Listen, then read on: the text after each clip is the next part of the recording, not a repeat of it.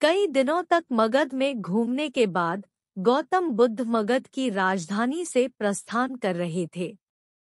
जब इस बात का पता सभी को चला तो वहां के राजा और बड़े बड़े व्यापारी सभी गौतम बुद्ध के पास आए।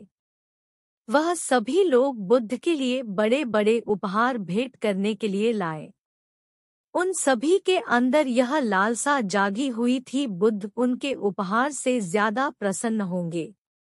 हर कोई अपने उपहारों को सर्वश्रेष्ठ समझ रहा था। उनमें से जब भी कोई व्यक्ति दान देने के लिए बुद्ध की तरफ आगे बढ़ता तो बुद्ध दूर से ही हाथ हिलाकर उसे स्वीकार करके आगे बढ़ा देते। बुद्ध यह बर्ताव सभी लोगों के साथ कर रहे थे। तभी उसी भीड़ में से एक वृद्ध महिला आकर बुद्ध के सामने खड़ी हो गई और बुद्ध को प्रणाम करते हुए कहने लगी, मैं भी आपको कुछ देना चाहती हूँ, परंतु मैं बहुत गरीब हूँ। आज बगीचे में मुझे यह आम मिले, मैं इसे आधा खा चुकी थी, तभी मुझे आपकी प्रस्थान की सूचना मिली और मैं आपके दर्शन के लिए यहाँ चली आई। मेरे पास खाए हुए आम के सिवाय आपको देने के लिए कुछ भी नहीं है। क्या आप मेरी इस भेंट को स्वीकार करेंगी?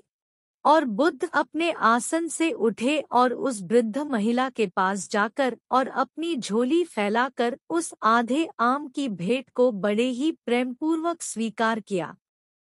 यह दृश्य देखकर वहां के राजा और बड़े बड़े व्यापारी आश्चर्य में पड़ गए।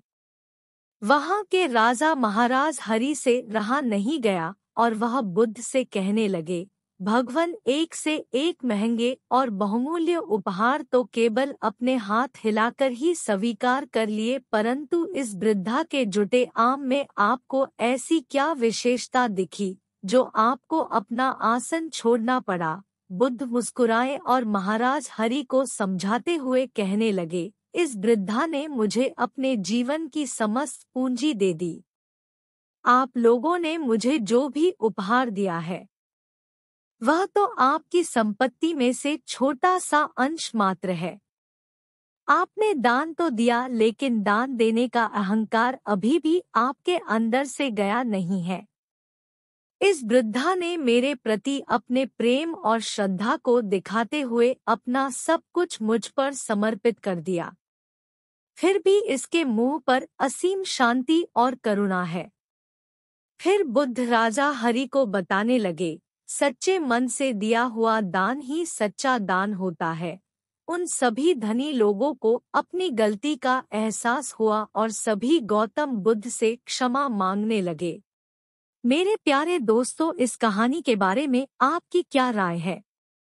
हमें कमेंट करके जरूर बताइए। वीडियो पसंद आए तो लाइक, सब्सक्राइब और शेयर जरूर करें। धन्यवाद।